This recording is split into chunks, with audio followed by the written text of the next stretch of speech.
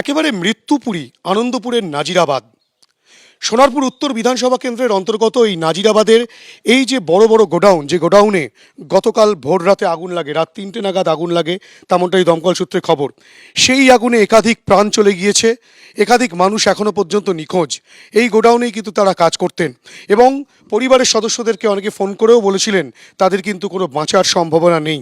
পরিবারের সদস্যরা যেটা এসে বলছেন যে দরজা বাইরে থেকে বন্ধ অবস্থায় ছিল, তালা বন্ধ, দমকল এসে সেই তালা ভেঙে ভেতরে প্রবেশ করে। সেই ছবি দেখাবো। এখনও পর্যন্ত কিন্তু সেই আগুন দিকি দিকি জ্বলছে বিভিন্ন জায়গায়।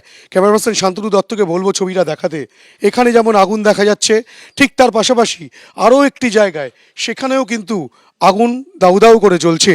অর্থাৎ এই যে পকেট ফায়ার, সেই পকেট ফায়ার কিন্তু এখনও পর্যন্ত রয়ে গিয়েছে। ঠান্ডা করার যে প্রক্রিয়া, সেই প্রক্রিয়া এখনও পর্যন্ত সম্পন্ন করা সম্ভবপর হয়নি দমকলের ক্ষেত্রে। এবং দমকল কিন্তু কার্যত কাজ চালিয়ে যাচ্ছে একটানা, কিন্তু তারপরেও আগুন সম্পূর্ণ নিয়ন্ত্রণে তেমনটা নয়, যেহেতু এখনও পর্যন্ত পকেট ফায়ার রয়েছে। এই অগ্নিকাণ্ডের জেরে একাধিক মানুষের মৃত্যু হয়েছে, একাধিক মানুষের মৃত্যুর খবর সামনে আসছে। তাদের দেহাংশ পাওয়া গিয়েছে।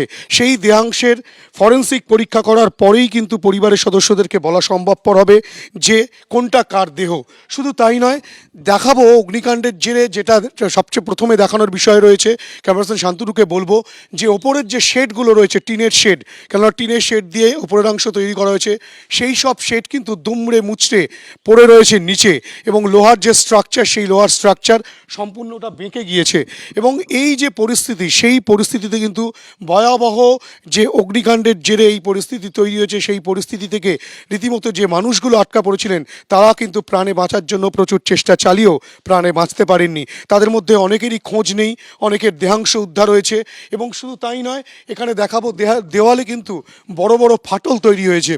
এই যে অগ্নিকাণ্ড, যে অগ্নিকাণ্ডের জেরে পরপর দুটো বড় গোডাউন সম্পূর্ণ ভস্মীভূত, বহু মানুষের মৃত্যুর ঘটনা ঘটেছে। সেই গোডাউনগুলো কিন্তু রীতিমতো অসুরক্ষিত অবস্থায় ছিল। অগ্নি নির্বাপন ব্যবস্থা এখানে সঠিক ছিল না, এবং সেই অগ্নি নির্বাপন সঠিকভাবে না থাকার দরুন কিন্তু এই অগ্নিকাণ্ড এতটা ভয়াবহ আকার ধারণ করে।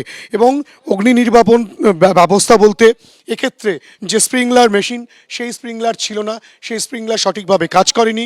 দেওয়ালে এখনও পর্যন্ত কোথাও কোনো ফায়ার এক্সটিংগুইশারের দেখা মিলছে না। স্বাভাবিকভাবেই ফায়ার এক্সটিংগুইশার ছিল না, স্প্রিংলার ছিল না। অগ্নিকাণ্ড ঘটে গেলে সেই আগুনকে নেভানোর জন্য যে ব্যবস্থা, সেই ব্যবস্থা কিন্তু কোনো রকমভাবেই চোখে পড়ছে না। মুখ্যমন্ত্রীর ম্যানমেড তত্ত্ব এবার বিরোধী দলনেতার মুখে। আনন্দপুরে অগ্নিকাণ্ডে ম্যানমেড বিপর্যয়, সরব হয়েছেন শুভেন্দু অধিকারী। সোশ্যাল মিডিয়ায় পোস্ট করেছেন তিনি, এটা স্রেফ দুর্ঘটনা নয়, মমতা বন্দ্যোপাধ্যায় সরকারের গাফিলতি ও ব্যর্থতার পরিণাম। আনন্দপুরে জলাজমি বুঝিয়ে ব্যাঙের ছাতার মতো গজে উঠেছে কারখানা। কোনো নজরদারি নেই, কোনো নিয়ম মানা হয় না।